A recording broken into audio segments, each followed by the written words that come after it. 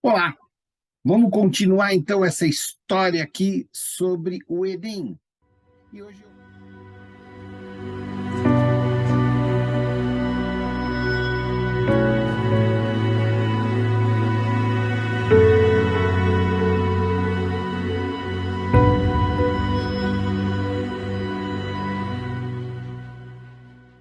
o Enem. E hoje eu quero falar sobre a Primeira República. Os militares foram o grupo de maior envolvimento com a proclamação da República do Brasil. A proclamação, de fato, realizada pelo José de Patrocínio, no dia 15 de novembro de 1889. Roberto, mas não foi o Marechal Deodoro? Isso, foi lá, então, a parte dos militares, tá certo. Mas o José do Patrocínio é o cara que vai dar proclamação, tá bem? Primeira República é o período da história que aconteceu, então, em 1889 até 1930, desde a proclamação da República, e vai acabar, então, com a deposição do Washington Luiz, pela consequência de uma outra revolução, a Revolução de 30. Esse período é conhecido como República Velha. E os historiadores também chamam de Primeira República. Está aí, ó, República Velha, Primeira República, Revolução de 30 e Proclamação da República em 15 de novembro. Tudo bem? Vamos lá. A Primeira República foi iniciada com a proclamação da República, que aconteceu no dia 15 de novembro de 1889. A derrubada, então, da monarquia pela perda do apoio político, fazendo com que esse regime se tornasse impopular entre as elites do Brasil. Os militares insatisfeitos com a monarquia há algum tempo e uma parcela da sociedade civil, sobretudo as oligarquias paulistas, organizaram então um movimento para derrubar a monarquia. Então, em 15 de novembro, liderados pelo Marechal Deodoro da Fonseca, os militares então destituíram, né, tiraram do poder o Visconde de Ouro Preto do gabinete ministerial. Ao longo do dia, as movimentações aí do José de Patrocínio para proclamar a República na Câmara Municipal do Rio de Janeiro. Isso, então, marca o início da Primeira República Brasileira.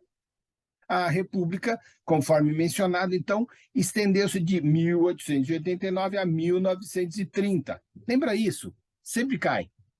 Um período específico da Primeira República vai até 1894 e é conhecido então como República da Espada. Por quê? Porque quem governou foram militares, Deodoro da Fonseca, seguido de Floriano Peixoto. A República da Espada, então, incorporada na ideia de Primeira República, tá bem? Consolidação. O período marcado, então, 1889 1898, a consolidação, estruturas políticas, econômicas da Primeira República.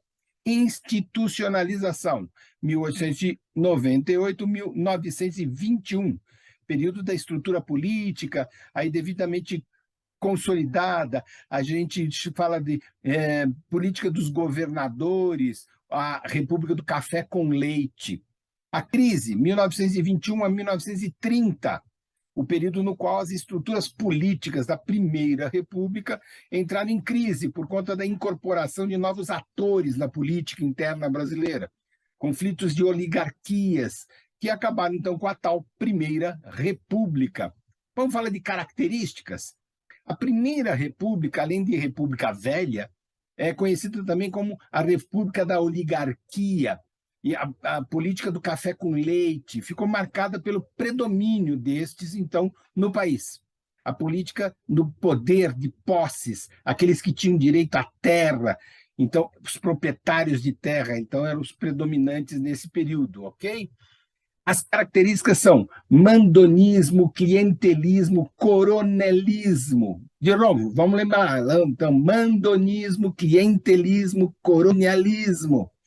Essas três, então, simbolizam o poder das elites agrárias, os posses de terra, os poderes dos coronéis, então, coronelismo, as regiões interioranas do Brasil, então, troca de interesses, elementos fundamentais na sustentação do poder. Outras características muito importantes desse período foram as políticas de estrutura no âmbito político nacional. Então, o tal da política do café com leite, Minas Gerais, São Paulo. Política de governadores. A política de governadores, nós éramos os Estados Unidos do Brasil. Então, é conhecida como política de estados. Durante até o governo do Campos Salles, presidente, então, de 1898 até 1902, a política de governadores funcionou, então, muito bem nesse período. Os objetivos, então, eram reduzir ao máximo as disputas políticas no âmbito de cada estado. Na prática, essa política funcionava da seguinte maneira: o governo federal daria o apoio a essas oligarquias em cada estado, em troca o governo exigia que cada oligarquia apoiasse, então, as propostas do governo federal. Toma lá da cá, eterno, né? Assim, essas oligarquias elegiam os deputados dispostos a atuar a favor do governo no legislativo. Com o apoio da oligarquia poderosa, o governo federal esperava que os conflitos políticos ficassem no menor nível possível, né? O funcionamento da política dos governadores dependia, então, da figura do coronel, coronelismo. Seria, então, o nível do regional. Então, o coronel mandava e todo mundo obedecia, né? Política do café com leite. Política que era, então, um conceito clássico, referidos, então, da Primeira República. A política ganhou força no Brasil até 1913, com a assinatura, então, do Pacto de Ouro Fino, onde São Paulo e Minas Gerais se juntaram para governar o país. Segundo esse pacto, paulistas e mineiros iriam, então, se alternar na presidência da República. Café e o leite. Leite de Minas, café de São Paulo. E aí, então, os maiores produtores aí da época, né? O uso desse conceito para explicar a Primeira República tem sido criticado por alguns historiadores, porque as oligarquias mineiras e paulistas eram importantes, mas o funcionamento do jogo político era dividido nas oligarquias do país. Tá aí. Pensar assim, pensar do outro jeito. Vamos lá, analisando aí para você poder estudar isso para o teu tempo de Enem. No campo econômico, o Brasil seguiu uma grande dependência do café. O grande produtor, o estado de São Paulo, no começo, então, ali no século XX, os cultivadores de café, então, acarretavam uma queda de preço desse produto, o mercado ficou abarrotado com a mercadoria, e aí, então, visando interesses, o convênio de Taubaté. Nesse convênio, decidiu-se que o governo brasileiro compraria o excedente de sacas de café, olha só. Na Primeira República também aconteceu um pequeno desenvolvimento industrial, sobretudo no estado de São Paulo. O desenvolvimento aí industrial de São Paulo, em parte financiado por propriedade de negócios cafeeiros, e a cidade de São Paulo, a capital do estado de São Paulo, concentrou grande parte desse crescimento industrial. Tá bem? As indústrias receberam um grande número de trabalhadores imigrantes, até então, a partir do 1917, em sequência, né? Por conta, inclusive, também de um outro fato, que foi a Revolução Russa de 1917. Decadência da Primeira República, ela iniciou sua fase de decadência ali em 1920, e o desgaste desses pactos todos que mantinham essas oligarquias minimamente em paz contribuiu para o fim disso, né? Isso aconteceu porque os tenentistas reivindicaram o fim das estruturas oligárquicas. Então, a revolta dos 18 do Forte de Copacabana. Lembra isso aí, ó, 18 do Forte de Copacabana. E a Revolta Paulista, 1924, e também a Coluna Prestes. Olha aí, 3 eventos. 18 do Forte, Revolta Paulista, Coluna Prestes. Tudo bem? Importante mencionar que a Primeira República foi um período marcado por tensões sociais que resultaram em conflitos por diferentes regiões do Brasil. Guerra dos Canudos, Revolta da Armada, Guerra do Contestado, Revolta da Vacina, Revolta da Chibata.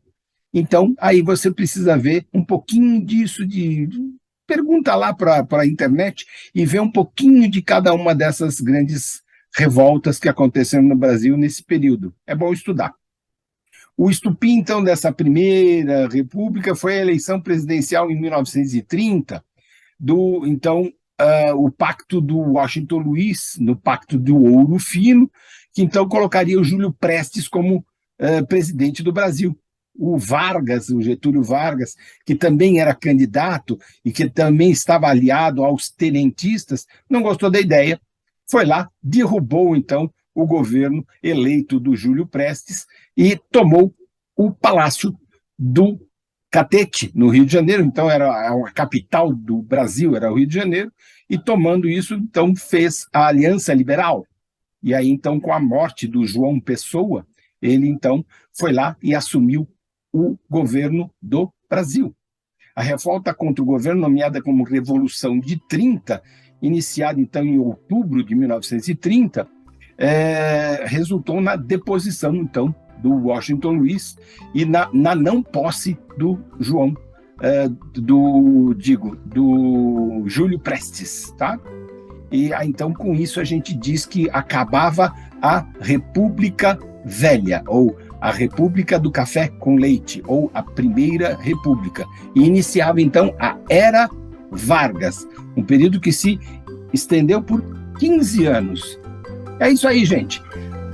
Rapidinho, muito longo, bastante texto, mas é isso que eu queria contar para vocês na nossa segunda aula, que está aí colocada para vocês para uma prova aí do Enem na área de História. E eu te vejo na próxima segunda-feira. Até lá!